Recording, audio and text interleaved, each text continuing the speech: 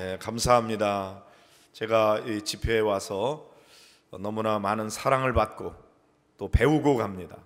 우선은 우리 찬양대원들이 믿음으로 이렇게 찬양하는 모습을 볼 때 너무나 은혜가 됐습니다.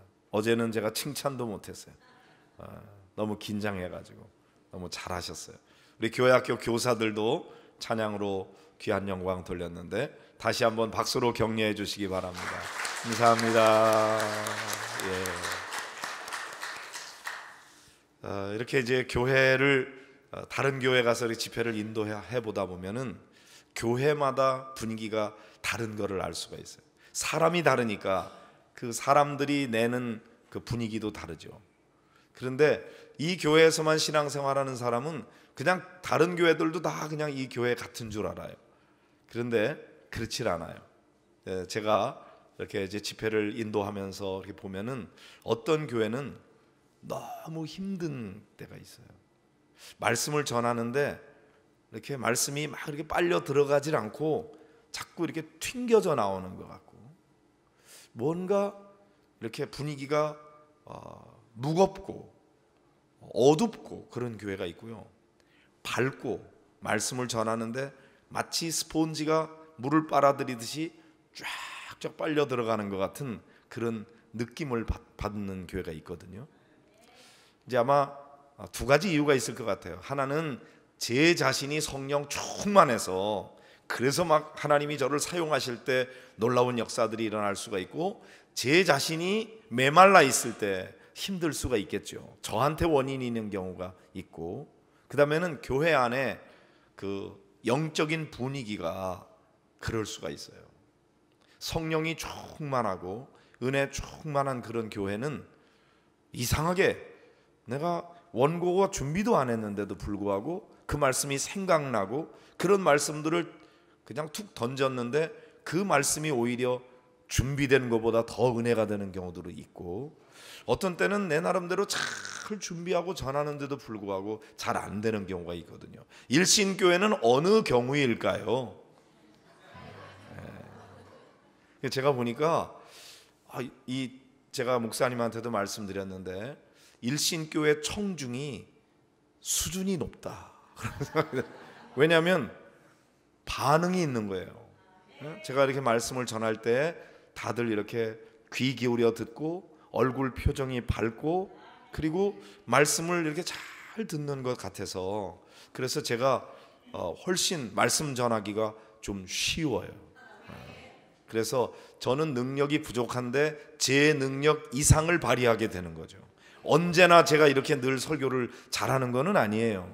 일신교회 오니까 잘하게 되는 거예요. 그러니까 그런 줄 아시고 어떤 때 죽을 쏘는 때도 있거든요.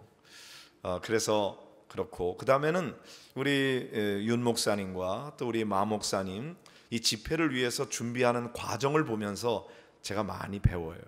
우선은 일찌감치 저한테 기도하면서 부탁을 하고, 그리고 준비되는 과정 속에 어떻게 준비해야 되는지 뭐 이런 것도 묻고, 그 다음에 이렇게 해야 됩니다. 또 순서지에 있는 것도 진행하면서 오늘은 축도로 마칩니다. 그리고 오늘은 기도합니다. 또 오늘 새벽 같은 경우에는 우리 어린이들 학생들을 위해서 안수기도 좀 해주실 수 있나요? 그냥 안수기도 좀 해주세요가 아니에요. 해줄 수 있나요? 그리고 제가 그렇게 하겠습니다. 너무 감사합니다. 이러면서 이런 하나하나가 사실 추진력이 있고, 그리고 열정이 많은 사람은 섬세함이 부족할 수가 있어요. 근데 디테일한 부분에 있어서 섬세한 사람은 추진력이 약할 수가 있어요. 경향이 그렇다는 거죠. 근데 보니까 제가 볼 때 우리 윤 목사님은 굉장히 열정이 많이 있으신 분인데 거기다가 또 섬세하기까지 하니 이걸 참 어떻게 해요? 복 받은 거지 뭐, 일신교회가. 그래서 제가 마음에 너무 감사하고, 저는 사실 좀 이렇게 디테일하지를 못해요.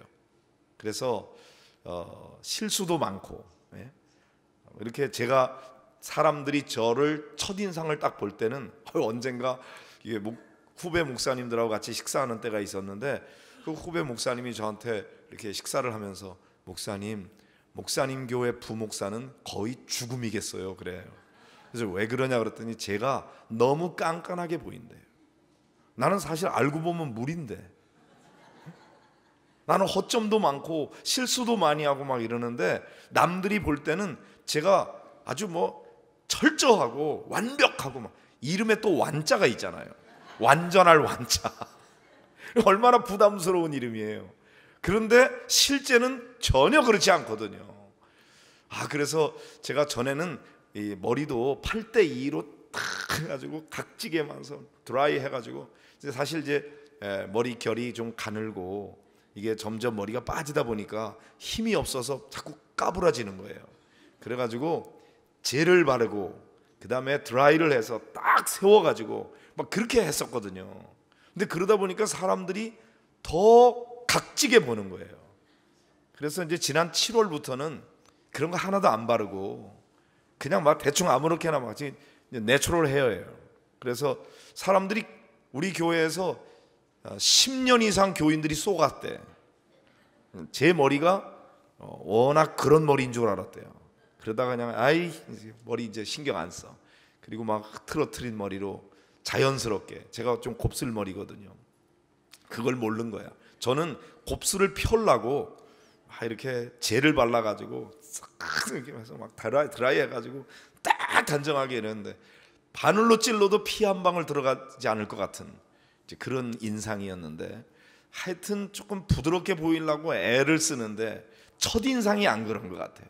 이유 중에 하나는 하는 이런 모양새를 좀 깔끔하게 하고 다니는 데다가, 또 말이 발음이 제가 좀 또박또박한 스타일이잖아요. 그러다 보니까 그렇게 보여지는가 봐. 근데 우리 교회에서 저를 좋아하는 분들이 있는데요, 누가 좋아하냐면 노인들이 좋아해요. 왜냐하면 잘 들린대, 알아듣겠대. 딴 사람이 하면은 왕왕거리고 뭔 소리인지 잘 모르겠는데 제가 강단에서 말씀을 전하면 잘 알아듣겠대. 그래서 자꾸 노인들이 등록을 하시네. 그래서 지난번에 우리가 이제 연세들이 자꾸 많아지셔가지고, 그래서 전에는 70세 이상이면 이 어버이 주일 때 여선교회에서 선물을 다 드렸는데 인원이 너무 많아지니까 그렇게 할 수가 없어가지고 71세, 72세, 73세, 75세 이래가지고 지금은 이제 76세 이상 선물을 드리는데, 76세 이상만 돼도 250명이 넘어요. 그 어른들이 얼마나 많아. 그런데 자꾸 그 이상의 노인들이 자꾸 등록을 하시네.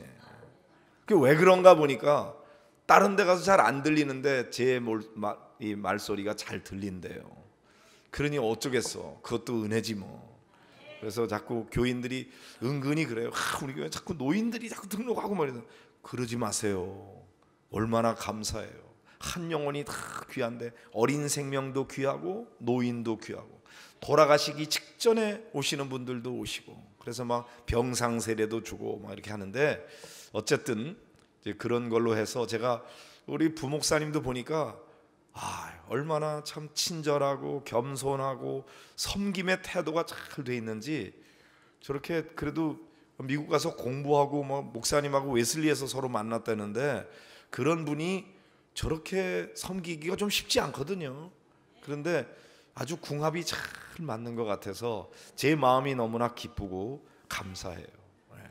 그래서 우리 목사님, 담임 목사님, 부목사님, 전도사님, 이 목회자들이 신바람이 나야 교회가 신바람이 나는 거거든요. 만약에 목사님이 그냥 기가 팍 죽어가지고 그러면은 전체 교회에 영향이 미치거든요. 그렇기 때문에 지도자가 중요한 건데, 목사님들, 전도사님들 힘내시라고 한번 크게 박수해 주세요. 할렐루야. 감사합니다. 너무너무 제가 아주 많이 배우고 또 사랑 많이 받고 이제 가게 되었습니다. 오늘 교회학교 교사들이 찬양을 하게 됐는데, 교회학교 교사가 참 귀하다는 것을 제가 깨닫게 됩니다. 저희 아들이 초등학교 4학년, 5학년 다닐 때 여기 일신교회 출신 가운데 우리 교회 교육사로 있었던 사람이 있어요. 박경미라고.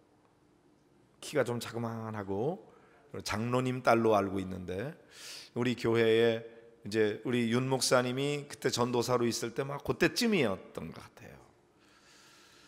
그런데 어린이 디모데 훈련이라는 것을 통해서 아이들에게 글 없는 책 가지고 전도하는 거 하고, 막 기도 훈련 시키고 제자 훈련 시키고 어린이 제자 훈련을 시켰거든요. 근데 우리 아들이 그 교육사님에게 교육을 받고, 그리고는 막 시키지도 않았는데 어른들 일부 예배가 7시 반에 있었거든요. 주일날 어른들 일부 예배 앞에 와서 초등학교 학생이 탁 앉아서 예배를 드려요. 그리고는 예배 끝나고 난 다음에 교회 학교 예배실에 올라가서 빵 하나 하고 우유 하나 먹고는 친구들 집에 돌아다니면서 막 교회 오라고 막 불러 모아가지고 막 그렇게 하고, 누가 시켜서 하는 게 아닌데 지가 그렇게 해요. 그리고 또 뭐 저 양평 한화 콘도 같은 데 가서 막 겨울철에 추운데 바닥에 막 무릎 꿇고 기도하고 글 없는 책 가지고 막 전도하고 막 이런 일들을 동기부여를 하니까 그렇게 하더라고요. 그렇게 막 하던 아이가 그 교육사님이 딱 떠나고 얼마 동안 지속이 되다가 그냥 안 하게 되더라고요. 그래서 이 한 분의 그 영향력이 얼마나 아이들에게 영향을 많이 미치는지. 우리 어제도 제가 말씀드렸지만 윤 목사님이 전도사 시절에 중고등학생들에게 훈련했던 그 아이들이 자라면서 청년부의 부흥의 밑거름이 됐는데 한 분의 영향력이 그렇게 크더라고요. 저희 딸아이는 초등학교 다닐 때 수학을 너무너무 못했습니다. 주로 이제 여학생들이 수학하고 좀 거리가 먼 사람이 많잖아요. 그런데 얘가 수학을 못해도 너무너무 못하는 거예요. 25문제 시험을 봤는데 3문제 맞고 22문제 틀렸어요. 그래서 제가 야, 너 이렇게 많이 틀렸니? 그랬더니 얘가 얼마나 넉살이 좋은지, 아빠는 나보다 더 틀린 애도 있는데 뭐 그까짓 거 가지고. 그래서 제가 너는 태도가 틀렸어. 네가 너무 많이 틀렸다고 방 거꾸로 잠그고 이불 뒤집어 쓰고 막 엉엉 울어도 아빠 마음이 아프겠지만, 그래 22문제나 틀려놓고 너무나 태평한 거, 그것도 아빠 마음이 아프다. 너 이거 태도가 틀렸어. 이러면 안 돼. 그리고는 대나무로 된 효자손 있잖아요. 그거 가지고 손 내밀으라 해서 제가 한두 대 손바닥을 때렸대요. 저는 잊어버려서 모르는데 맞은 애는 알아.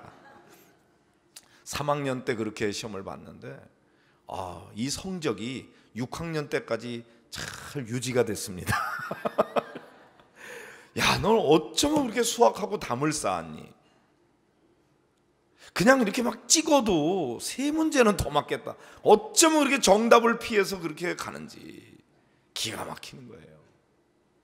그래서 얘는 수학하고는 도저히 안 어울리는 애인가 보다 이렇게 생각을 했거든요.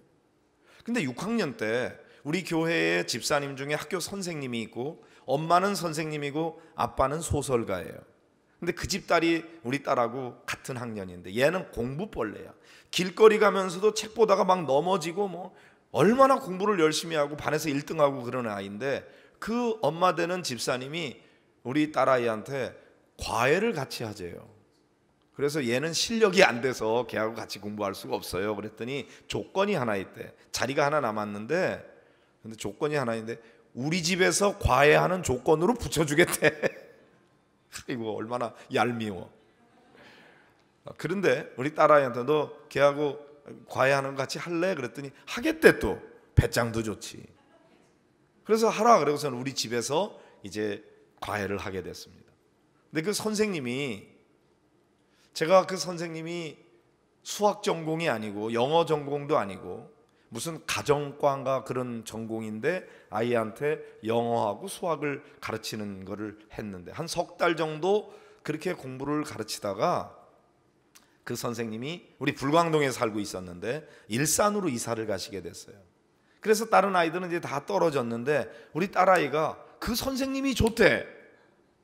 그래서 혼자서 전철을 타고 1시간씩 가가지고 일산까지 가서 그 선생님한테 배웠어요. 한 6개월 정도 그렇게 하고 난 다음에 이제 중학교를 가게 됐습니다. 그 선생님하고도 끊어졌죠. 저는 그 선생님 얼굴도 생각 안 나고 이름도 모르고 성도 모르고 그래요. 그런데 중학교에 가가지고 중간고사 시험을 딱 봤는데 수학 성적이 100점을 맞아온 거야. 제가 반응이 뭐냐면 아멘이 아니고 너 누구 거 복구 썼니? 이거 네 실력 아니잖아. 그 다음에 또 하나 질문이 뭐냐면 100점 맞은 애 몇 명이니? 얼마나 쉽게 냈으면 네가 100점을 맞냐 이거지. 그런데 우리 딸아이가 뭐라 그러냐면 아빠 수학이 재미있어요. 어떻게 공부해야 될지 알겠어요 그러더라고요. 근데 보니까 그 선생님이 좋으니까 얘가 수학을 좋아하기 시작했고, 그 다음에 그 선생님은 이 아이에게 수학 공부를 어떻게 해야 되는지 그 방법을 깨우쳐 준 것 같아요. 그 다음부터 얘가 수학만 하네. 야, 그래서 수학이 좋다 그래도 너 수학만 하면 되니? 다른 것도 해야지. 근데 공부하다가 졸리면 수학을 하면 안 졸리대. 세상에, amazing. 걔가 그렇게 수학을 열심히 하게 됐어요. 정말 수학을 그렇게 잘하게 되리라고 전혀 생각하지 않았어요. 걔가 어떻게 됐는 줄 아세요? 서울여대 수학과를 갔어요. 수학 전공자가 되고, 수학 전공 그 수학과를 졸업하고 난 다음에 이화여대 교육대학원 수학과 교육대학원을 졸업을 했어요. 그리고는 자기는 대학원 들어갈 때 에세이를 쓰는데 그렇게 썼다. 나는 수학을 너무 못하는 아이였습니다. 수학을 어떻게 공부해야 되는지를 몰랐습니다. 그런데 한 선생님이 저에게 공부하는 방법을 깨우쳐 줬습니다. 수학이 얼마나 재미있는 학문인지, 수학이 얼마나 정말 좋은 학문인지, 그런 것들을 제가 그 선생님 통해서 알게 됐는데, 아마 많은 학생들이 수학이 뭔지를 잘 모르고 어떻게 공부해야 되는지를 몰라서 수학하고 담 쌓고 있는 아이들이 많이 있을 텐데, 나는 그 선생님 같은 선생님이 되고 싶습니다. 이렇게 에세이를 썼어요. 그러니 합격을 했겠어요, 안 했겠어요? 너무 잘 썼더라고. 제가 봐도 그래, 너 정말 잘 썼다. 그래서 합격이 딱 돼가지고 교육대학원을 졸업을 하게 됐습니다. 아직 임용고시에 합격을 못했어요. 선생님이 못 됐는데, 그러나 어쨌든 저는 그 아이를 보면서 선생님 한 분을 제대로 잘 만나니까 아이의 일생이 바뀌는 거죠. 만약에 그 선생님을 못 만났더라면 얘는 수학하고는 전혀 딴 길로 갔을 거예요. 우리도 너는 수학하고는 관계없는 애야 이렇게 생각했었거든요. 그런데 이 아이가 수학에 재능이 있는 것을 나중에 알게 됐고, 그렇게 수학 전공자가 됐다고요. 그리고는 대학 다니면서 한 1년 동안 저 영국에 가서 그 YMCA에서 하는 JEYC라고 국제협력 봉사단이라는 데가 있는데, 거기에서 해외에 나가서 봉사활동하는 게 있어요. 거기에 영국 가가지고 장애인들 돌보는 그런 봉사를 1년 동안 하고 돌아왔는데, 자기는 영어로 수학을 가르치는 선생님이 되고 싶대. 약간 희귀하잖아요. 그런데 일단은 뭐 임용고시에 되고 봐야지. 안 되면 이제 기간제 교사라도 할 수 있고 뭐 그렇겠지만, 어쨌든 제가 이런 말씀을 왜 드리느냐 하면요, 교회 학교 선생님들이 너무 귀하다는 거죠. 제 친구는 초등학교 때 교회 학교 교사를 만났는데, 그 선생님이 초등학교 때부터 중학교, 고등학교까지 9년 동안을 자기 담임 선생님을 했대요. 그런 경우도 다 있습니까? 근데 그 선생님에게 영향을 받아가지고 초등학교 때부터 큐티 노트로 말씀을 묵상하고 이런 훈련을 했는데, 지금도 초등학교 때 했던 큐티 노트를 보여주면서 그때부터 지금까지 큐티를 하고 있다는 거예요. 와, 선생님 한 분 잘 만나면요, 아이의 일생이 바뀌는 거예요. 반대도 가능하죠. 선생님 한 번 잘못 만나면 애 일생을 망치는 거예요. 그렇기 때문에 교회 학교 교사 한 사람 그 역할이 얼마나 중요한지, 한편으로는 부담감을 가지면서도 한편으로는 사명감을 가지고 교회 학교 아이들을 가르칠 때 중요한 건 뭐냐면 공부 잘하는 애, 믿음 좋은 애, 그런 애만 아니라 우리 딸아이처럼 공부 지지리도 못하고 얘는 아주 담 쌓은 애처럼 여겨지는 아이일지라도 그 아이에게 동기부여를 하고 의욕을 불어넣어주고 그렇게 하면요, 선생님을 좋아하게 되면 그 과목을 좋아하게 되고 공부하는 방법을 배우게 되고 아이가 일생이 바뀌는 거예요. 그러니까 일단 교회 학교 선생님들은 아이들이 좋아하는 선생님이 돼야 돼요. 그래서 이 일신교회에서 자라나는 아이들이 우리 교회 학교 교사들의 그 거룩한 영적인 지도력으로 놀라운 믿음의 일꾼들이 양육되기를 주의 이름으로 축복합니다. 그래서 교회 학교 교사들을 격려해 주셔야 됩니다. 우선은 장로님들이 교회 학교 예산 자꾸 깎지 말고, 물론 돈만 많이 준다고 교육이 잘 되는 건 아니에요. 그런데 의욕을 불어넣어 주는 데는 일단은 예산이 뒷받침이 돼야 돼요. 그래서 물론 그 예산 가지고 바르게 잘 써야죠. 그런데 교회 학교에 투자하는 일은 결코 헛된 일이 아니다. 교회마다 점점 교회 학교가 줄어들고 있습니다. 예전에는 어른들 100명 모이면 교회 학교 100명 모였습니다. 어른들 50명 모이는데 교회 학교 100명 모였습니다. 지금은 어떤가요? 어른들 1000명 모이는데 교회 학교 100명 모여요. 나중에 어떻게 되겠습니까? 지금 대학생들 기독교 복음화율이 얼마인 줄 아십니까? 일반적으로 어른들 같은 경우 우리나라 전체에 기독교인들 비율을 예전에는 뭐 25% 그랬는데 그렇게까지 된 적은 없고요. 사실은 한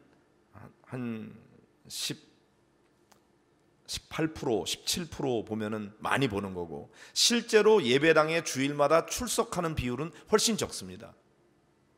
그런데 어른들은 많이 적게 잡아서 13%라고 할지라도 대학생들은 복음화율이 3%입니다. 중학교, 고등학교는 더 적습니다.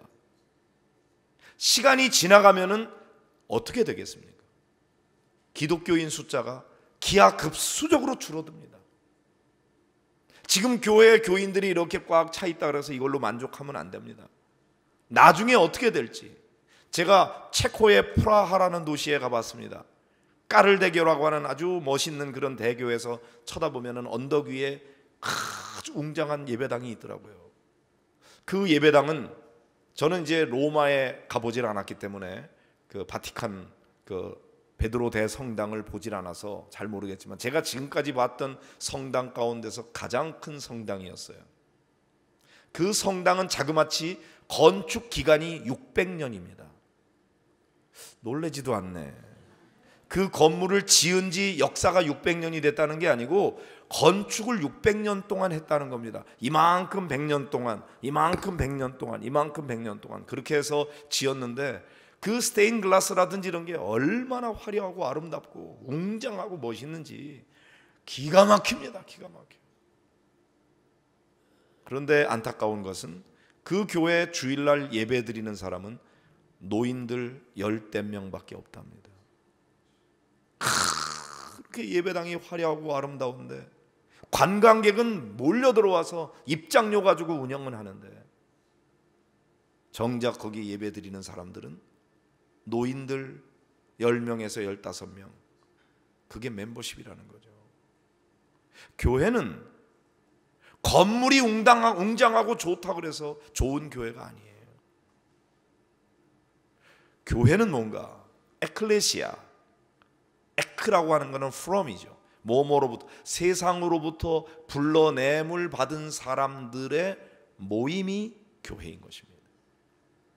건물이 아무리 웅장하고 좋아도 거기에 예배드리는 사람이 없으면 교회가 아닌 거죠. 그래서 우리 일신교회가 정말로 교회다운 교회가 되기를 축복합니다. 그러려면은 여기 있는 교인들이 교인다운 교인이 되어야 되는 거죠. 그래서 오늘 제가 세 축과 네 기둥에 대한 제목을 붙였는데, 세 축이 뭐냐 그럴 때 주일날 온 성도들이 함께 모여서 드리는 예배, 연합 예배죠. 그 예배가 우선이고요. 그 다음에 두 번째가 뭐냐면은 소그룹, 영적 소그룹, 속회입니다.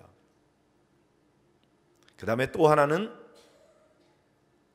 우리 교회에서는 삶 공부라 그러는데, 성경 공부하는 거, 제자 훈련하는 거, 이런 양육과 훈련 체계입니다. 그게 세 축이에요. 일단은 주일 예배가 성령의 임재를 경험하는 그런 영적 예배가 살아나야 됩니다. 그냥 사람들만 모였다고 예배가 되는 게 아니고, 예배가 될 수 있기 위해서는 거기에 성령의 임재가 있어야 되고, 성도들의 영이 하나님의 영과 만나는 영적 사건이 일어나야 되는 것입니다. 그냥 캐톨릭에서는 미사에 참여하는 것 자체가 의미가 있어요. 그러나 개신교에서는 그냥 예배에 참여했다고 다 되는 게 아니고, 거기서 나의 하나님을 만나야 되는 것입니다. 말씀이 부딪혀 와야 되고, 나의 영과 하나님의 영이 만나는 영적 사건이 일어나야 예배가 되는 것입니다. 그렇기 때문에 교회에서 가장 우선되고 중요한 것은 예배입니다. 예배가 회복이 돼야 돼요. 예배를 잘 드리는 사람들이 돼야 돼요. 예배 안에 놀라운 다이나믹이 있어야 돼요. 아름다운 찬양대의 찬양과 성도들의 정성어린 마음이 모아져서, 그래서 하나님의 말씀이 능력 있게 선포되고, 성도들이 그 말씀을 아멘으로 받고, 옥토와 같은 마음밭에 그 말씀이 떨어져서 100배, 60배, 30배의 열매 맺는 그런 영적 열매가 맺어지는 예배, 그런 예배가 돼야 돼요.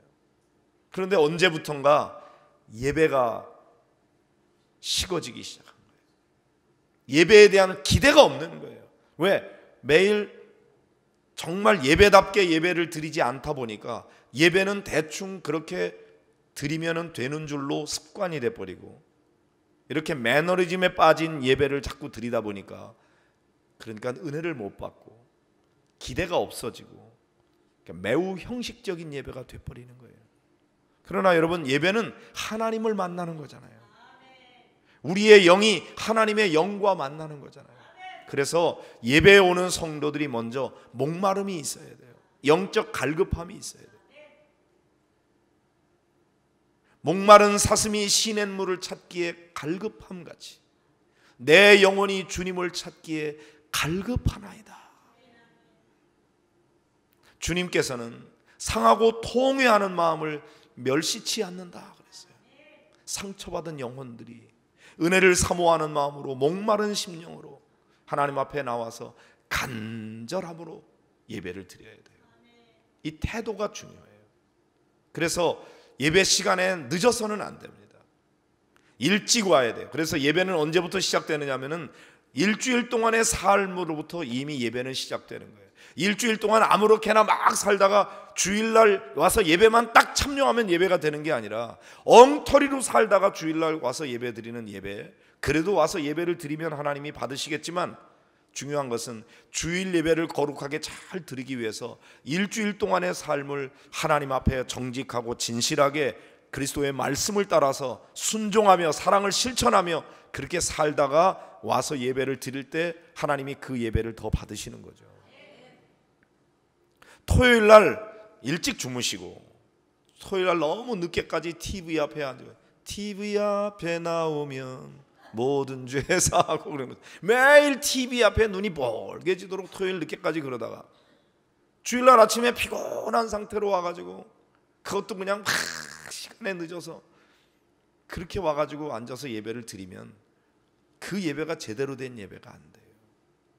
그래서 주일 예배를 기대하면서 토요일부터 마음으로 준비하고, 헌금도 미리미리 잘, 예전에는 막 다리미질 해가지고 헌금 넣었잖아요. 그렇다고 돈이 더 비싸집니까?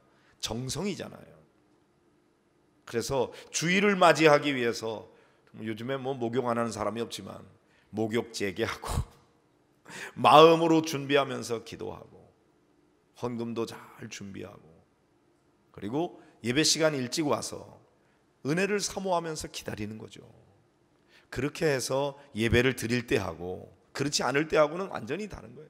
그래서 저도 우리 장로님들하고 한번 하나님을 경험하는 삶, 헨리 블랙가비의 그 책을 가지고 13주 동안 공부를 같이 한 적이 있는데, 그 중에서 하나가 예배 훈련에 대한 게 있어요.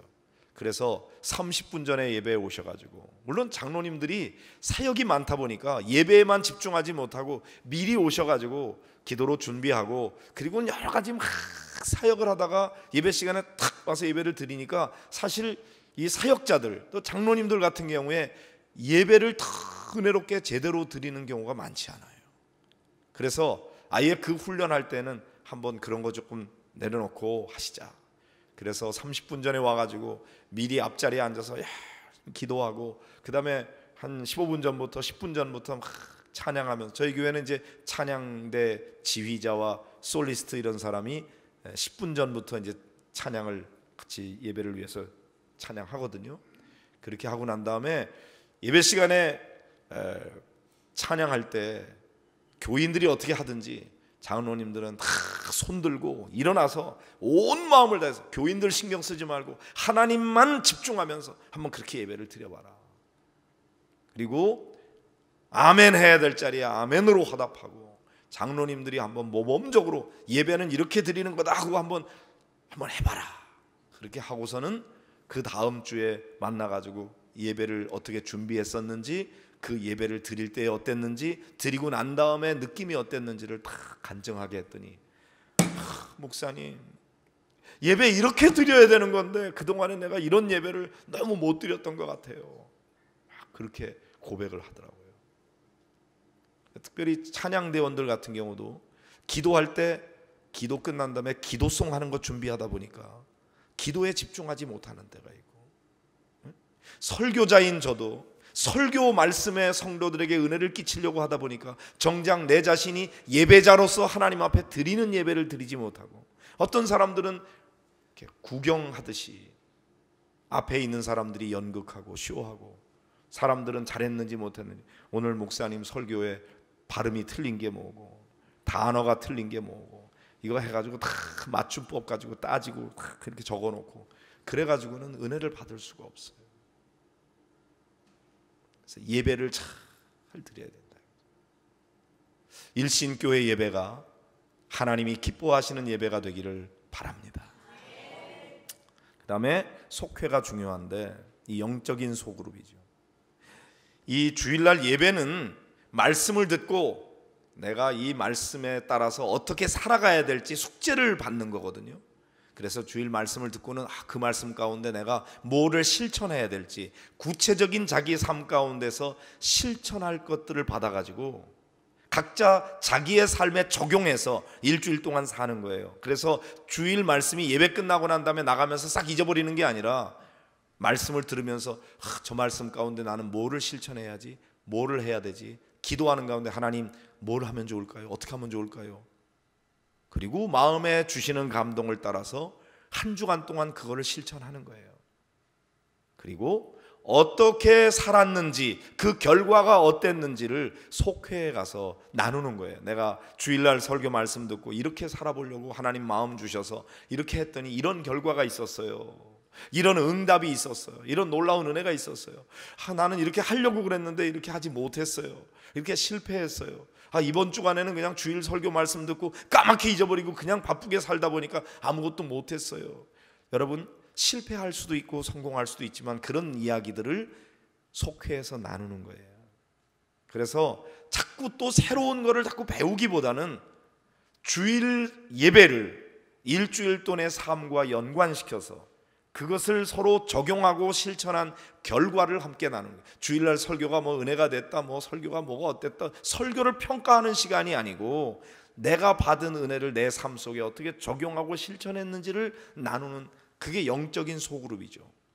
그리고 거기에서 어떻게든지 서로 기도하면서 기도 제목 내어놓고 응답받은 이야기 나누고 하나님의 살아계심을 경험하고, 그리고는 믿지 않는 사람들이 그곳에 왔을 때 이 속회 안에서 아름다운 성도의 사랑의 나눔을 통해서 감동을 받고, 그리고 기도 응답을 통해서 하나님의 살아계심을 경험하고, 여러분 지금 하나님이 살아계시다는 걸 여러분이 어떻게 경험할 수 있습니까? 우리가 신비적 어떤 영적 체험을 통해서도 알 수 있지만 더 일반적인 거는요, 기도 응답을 통해서 하나님의 살아계심을 경험하는 거예요. 처음에는 우연의 일치처럼 여겨지죠. 기도했는데 정말 이루어졌네. 어쩌다가 우연히 그렇게 된 거겠지. 그런데 믿음이 없는 사람은 그것을 우연의 일치라고 하지만 믿음이 있는 사람은 하나님의 응답이라고 받는 거죠. 기도하는 사람에게는 우연의 일치가 많이 생긴다. 나는 그것을 기도의 응답이라고 믿겠다. 그런 겁니다. 그래서 기도하고 응답받고 기도하고 응답받고 이런 과정을 통해서 하나님이 살아계시는가 봐, 하나님이 살아계셔, 확신을 갖게 되는 거예요. 그러려면 어떻게 해야 돼요? 기도가 구체적이어야 돼요. 어떤 사람은 1년 동안 우리 가정에 기도 제목 내라 그랬더니 통도 크게 썼더라고. 딱 4자 썼더라고요. 세계 평화. 이 사람은 정말 세계 평화가 이루어지기를 어느 누구보다 간절히 원할 수도 있지만 사실은 하나님 앞에 구체적 기도 응답을 받을 생각이 없는 사람이에요. 기도가 응답됐는지 안 됐는지를 알 수 있으려면 구체적이어야 됩니다. 그래서 전도할 때에도 우선 속회에서 영적 소그룹이 되려면 전도 소그룹이 돼야 되는데, 그러기 위해서 어떻게 해야 되느냐? 하나님, 우리 속회에 전도 대상자, 보통 VIP라고 그러죠. Very important person. 왜요? 우리가 전도에서 구원받아야 될 그 사람이야말로 우리 속회의 VIP죠. 그래서 VIP를 정하는데, 하나님 우리 속회에 VIP 5명만 주세요. 우리 속회에 VIP 3명만 주세요. 누구를 정할지는 몰라. 구체적으로 정하고 그렇게 기도하고, 그러다가 VIP 한 사람 딱 정했어요. 이름도 몰라요, 성도 몰라요, 전화번호도 몰라요. 그런데 어느 마트에 갔다가 보니까 자주 만나게 되는데 저 사람이 구원받아야 되겠구나. 내 마음에 품었어. 그러면 VIP가 된 거예요. 한 사람 응답받았어요. 또 누구 한 사람 응답받았어요. 이렇게 해서 하고, 그 다음에 하나님 그 사람 이름을 알게 해주세요. 하나님 그 사람 전화번호라도 따게 해주세요. 하나님 그 사람하고 커피 한 잔이라도 마실 수 있는 기회를 주세요. 하나님 그 사람 우리 속회에 한번 초대할 수 있도록 도와주세요. 이렇게 구체적으로 기도를 하면서 계속 기도하다 보니까 어느 날 그 사람이 어디 사는지 주소를 알게 됐어. 그 집 아이가 이름이 뭔지 알게 됐어. 몇 살인지 알게 됐어. 그 아이의 기도 제목이 뭔지 알게 됐어. 하나하나가 다 기도 응답이 되는 거거든요. 그걸 통해서 점점 가까워져서 결국 속회에 초대하게 되고, 속회에 와서 그 사람이 기도 제목을 내놨는데 그 기도가 응답이 되고 그런 걸 통해서 하나님을 믿게 되고, 나도 당신들 교회 나갈게요. 그래서 교회로 데리고 와서 전도하게 되는 그 과정이 6개월, 1년, 2년, 3년도 걸릴 수가 있는 거죠. 중요한 것은 결과가 중요한 게 아니라 그 과정이 중요한 거예요. 그렇게 영혼 구원을 위해서 계속 섬기면서 기도하면서 응답받는 거고, 또 가정 안에 자녀들의 문제, 직장의 문제, 여러 가지 기도 제목이 많이 있잖아요. 그런데도 불구하고 그냥 너무 기도 제목이 커. 우리는 말하자면 고3 아이가 있으면 좋은 대학 가게 해주세요 이러면 대학 갈 때까지는 기도 응답 못 받잖아요. 그러니까 3월달 이게 딱 되면서 3월달에는 고3이 딱 되면서 좋은 믿음의 친구를 2사람 사귈 수 있게 해주세요. 얘가 수학을 잘 못하는데 하나님 수학을 재미있게, 수학을 좋아하게끔 만들어주세요. 하나님 이 아이가 영어를 하는데 단어가 외워지질 않아가지고 막 그러는데 하루에 단어 5개씩 외울 수 있게 해주세요. 이렇게 구체적으로 기도를 해야 기도 응답이 됐는지 안 됐는지를 체크할 수 있고, 그렇게 체크를 해야 기도 응답의 맛을 알아요. 그러니까 속회 안에서 기도 제목을 내놓을 때 그냥 이렇게 속도들이 기도 제목을 내놓을 때는 두루뭉실하게 내놓으면 속장이나 지도자가 정확하게 기도 제목을 뽑아낼 줄 알아야 돼요. 그러면 이렇게 기도하면 어떨까요? 그리고 구체적 기도 제목을, 그럼 그 사람이 그렇게 하면 좋겠다, 그러면 그걸 기도 제목을 놓고 온 속도들이 일주일 동안 그걸 위해서 기도하는 거예요. 그리고 그 기도가 한 주간 동안에 어떻게 응답됐는지를 다음 속회에 모여서 간증하는 거예요. 이렇게 응답이 됐다고. 그렇게 응답받을 수 있는 그런 기도 응답을 자꾸 내놓으면서, 그러면서 이게 쌓이면 모두가 다 하나님의 살아계심을 경험하게 되죠. 그래서 전도 소그룹으로서 이 속회를 모이는데, 주일 예배는 의지적으로 뭔가를 내가 이렇게 하겠습니다 하고 결단하는 의지적인 데 초점이 맞춰져 있다면, 속회는 정을 나누는 거예요. 사랑을 나누는 거예요. 아픔과 상처를 나누고. 그래서 속회 안에서 뭘 자꾸 가르치고 배우는 것보다는 속회 안에서는 마음을 나누는 시간이 중요해요. 저는 그렇게 해요. 그래서 속회 시간에 너무 가르치려고 하지 마라. 그냥 기도 제목 내놓고 아픔과 상처들 내놓고, 부부가 또 같이 모여, 남녀가 함께 모이고, 믿는 사람과 믿지 않는 사람들이 같이 모이고, 그렇게 하는 게 성경적 소그룹이었어요. 초대교회 그랬거든. 그 다음에 이제 삶 공부, 성경 공부하는 거, 제자 훈련하는 거, 여러 가지 양육과 훈련하는 거, 그런 것들이 많이. 저희는 이제 다 삶이라고 붙였어요. 생명의 삶, 새로운 삶, 경건의 삶, 하나님을 경험하는 삶, 확신의 삶, 부부의 삶, 말씀의 삶, 목자 목녀의 삶, 속장의 삶, 또 부부의 삶, 재정의 삶. 그래서 삶 공부가 쫙 시리즈로 있는데, 이제 그런 것들을 공부를 통해서 양육하고 훈련하고, 그거는 지적인 부분을 충족하는 거예요. 그래서 지적인 거는 삶 공부에서 하고, 정적인 거는 속회에서 나누고, 의지적인 거는 주일 예배를 통해서, 그래서 지정의 이 세 개가 합쳐서 온전한 인격을 이루어 나가는 거죠. 이게 교회의 세 축이다. 교회를 떠받치고 있는 세 축이에요. 교회를 이렇게 유지하고 있는 세 축이고, 네 기둥이 있습니다. 시간 다 됐는데 어떡하지? 네 기둥을 언제 다 하냐? 큰일 났네.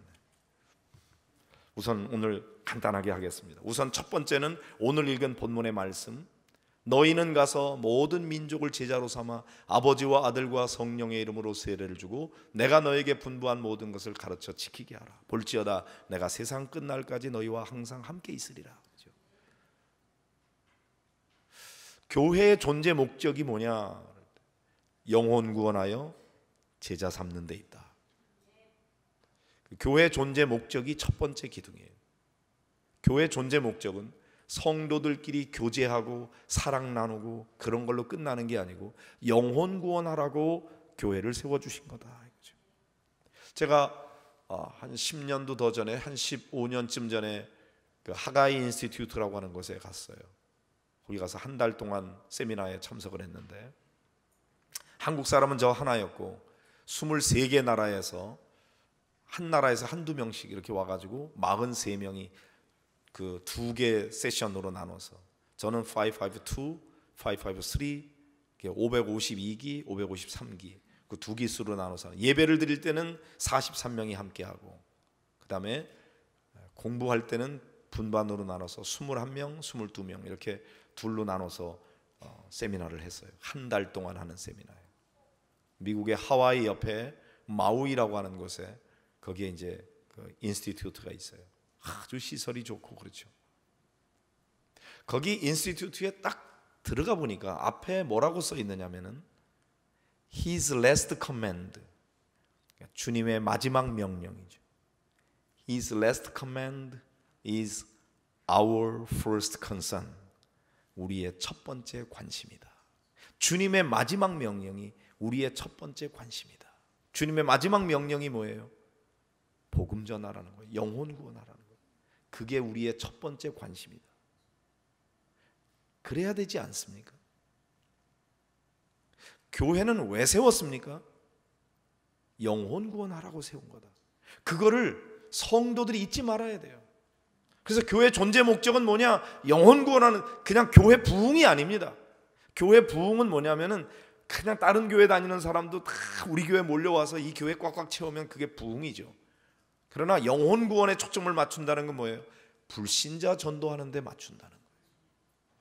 여러분, 이 교회 다니는 사람이 이쪽으로 와서 여기에 많이 모인다고 부흥은, 그거는 하나님 앞에 진정한 의미의 영적 부흥은 아니에요. 그러니까 딴 교회 다니는 사람, 우리 교회가 더 좋아, 우리 교회로 와, 그래서 몰고 가는 거는 하나님이 기뻐하시는 영혼 구원이 아니에요. 안 믿는 사람 전도해서 그 사람이 믿게끔 만드는 거, 그거 하기 위해서 교회가 존재한다. 교회의 사명은 제자 만드는 데 있고, 방법은 가서 세례를 주고 가르치는 것이다. 이것이 교회 존재 목적이다. 이게 첫 번째 기둥입니다. 두 번째 기둥은 뭐냐면 성경적인 제자 훈련 방식입니다. 예수님께서 제자 훈련 어떻게 하셨는가? 예수님은 지식 전달하는 것보다는 능력을 배양하는 데 있었어요. 많은 경우에 제자 훈련한다 그러면서 머리만 커, 지식만 많아져. 그리고 섬기지 않아, 가르치려고만 해. 그런데 예수님의 제자 훈련 방식은 보니까 지식 전달보다 능력을 배양시키는 거였어요. 그러니까 자기 스스로 성경을 읽고 그거를 이해할 수 있는 능력을 키워줘야지. 매일, 그러니까 고기 잡는 법을 가르쳐줘야지.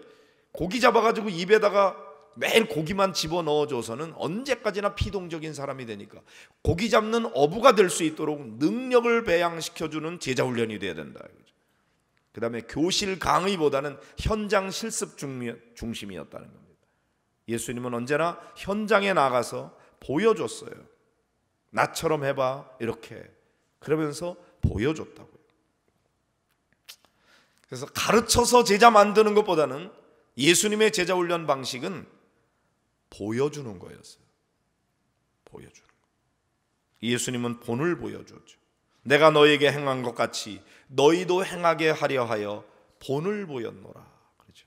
바울도 그랬습니다. 내가 그리스도를 본받는 자 된 것 같이 너희는 나를 본받는 자 되라. 베드로도 장로들에게 뭐라 그럽니까? 맡기운 자들에게 주장하는 자세를 하지 말고 오직 양무리의 본이 되라. 그러니까 본을 보여주는 거예요. 보여주는 것만큼 강력한 교육이 없습니다. 보통은 아이들에게 야 거짓말하지 마 이렇게 가르칩니다. 거짓말하면 나쁜 거야. 그런데 전화가 따르릉 왔어요. 야 엄마 없다 그래. 그러면 아무리 거짓말하지 말라고 지식적으로 가르쳐서 정보는 가지고 있는데 아이에게 실제로 교육이 되는 건 뭐냐면 때때로 거짓말해도 돼. 엄마 없다 그래. 이게 더 강력한 교육이 되고 아이의 마음속 깊이 박혀서 그것을 실천하게 된다는 거예요. 그렇기 때문에 보여줘야 돼요. 집안에서 자녀들 신앙적으로 교육하는 것도요. 야 기도해, 성경 말씀 읽어, 그래가지고는 안 돼요. 부모가 아이 보는 앞에서 기도를 해야 돼. 아이 보는 앞에서 성경을 읽어야 돼요. 같이 하면 좋아요. 그런데 엄마가 늘 너 위해서 기도하는 거 알지? 그런데 엄마는 늘 교회 와서 새벽 기도 와서만 기도해. 애들 보는 앞에서는 안 해. 골방에 들어가서 기도하라 그러는 거는 다른 의미입니다. 교육적인 의미에서는 애들 보는 앞에서 같이 기도해야 됩니다. 그래야 기도해야 되는 줄 알고. 엄마는 매일 TV 앞에서 TV 보면서 애한테 성경 읽으라 그러면 교육이 아닙니다.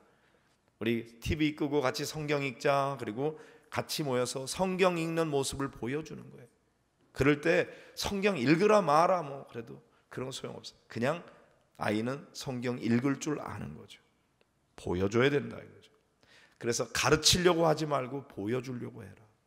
그게 예수님의 제자훈련 방식이다. 그게 두 번째 기둥입니다. 세 번째는 성경적 사역 분담입니다. 자, 목회자의 사역은 성도들을 준비시키는 겁니다. 그래서 성도들이 사역을 잘 할 수 있도록 도와주는 거예요. 그리고 적재적소에 임명해서 그 사역을 맡기는 겁니다. 그 다음에 성도들은 뭐하냐? 성도들이 목양을 하는 것입니다. 양을 치고 양을 돌보고 그리스도의 몸을 세우는 것. 에베소서 4장에 나오는 말씀이죠. 여러분, 우리가 잘못 알고 있는 것 중에 목양은 목사님이 하고 성도들은 목사님이 혼자 다 못하는 거니까 우리가 목사님의 일을 도와주는 걸로 생각해요. 그런데 성경에 보니까 그렇진 않아요.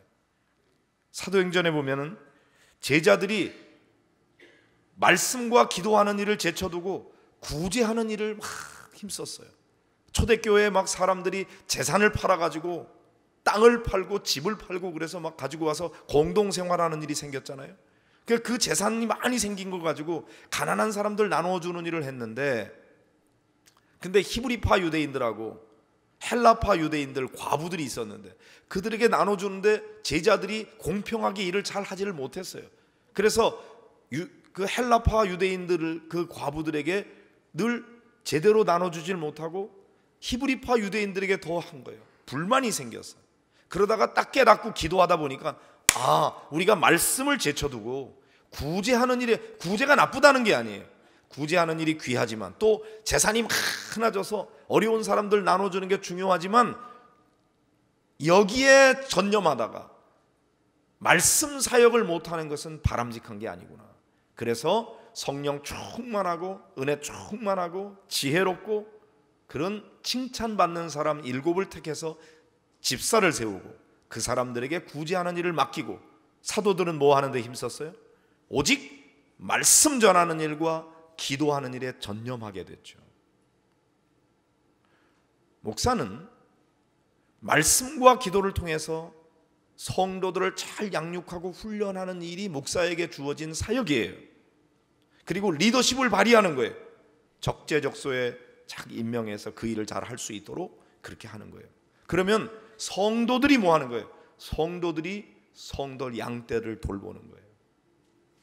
그리고 그리스도의 몸 교회를 세워가는 거예요. 이게 성경적 사역 분담이라는 거죠. 사실 성도들 돌보는 거 목사보다 평신도들이 훨 잘합니다. 초상이 났다 그러면 목사들은 기껏 거기에 가서 잠깐 예배 드려주고 그리고는 돌아와야 돼요. 다른 사역들이 많고 돌봐야 될 일이 많이 있다 보니까. 그런데 막 평신도 속회에서는 아예 3일 동안 거기 가서 사합니다. 한 식구처럼 돌보고 섬기고. 우리 교회도 보니까 어떤 분이 병원에 입원을 해서 수술을 했는데 속장이 매일 출근해가지고 병원에 가서, 노인인데 거기 가서 가족처럼 돌봐요. 목회자는 그렇게 못해요. 사람들 불러가지고 밥하고 대접하는 거 목사들보다 평신도들이 훨씬 잘합니다. 그래서 여러분, 목사가 다 해야 되는데 혼자 못하니까 여러분들이 도와주는 게 아니에요. 목사에게는 성도들을 잘 양육하고 훈련해서 그들로 하여금 잘 준비되게 해가지고 온전한 그리스도인이 되게 해서 그들이 양들을 섬기고 돌보고 그리고 그들이 그리스도의 몸을 세워가도록 돕는 일을 맡은 거예요. 그리고 성도들이 그 일을 하는 거예요. 신방하는 일, 또 성도들 돌보는 일, 환자들 돌보는 일, 구제하는 일, 막 이렇게 섬기는 거예요. 평신도들이 하는 거예요. 그걸 통해서 더 잘할 수 있어요. 물론 목사는 그런 거 하면 절대 안 된다는 얘기가 아니에요. 그보다 더 우선되는 사역이 있어요. 뭐예요? 말씀과 기도, 영적 리더십을 발휘하는 일, 거기에 더 집중해야 되는 거예요. 여러분 생각해 보세요. 목사님이 교회 청소가 안 돼가지고 토요일날 하루 종일 이방저방 청소하고 그러다가 주일날 성도들이 예배드리러 왔는데 어제 제가 청소하느라고 너무 애썼어요.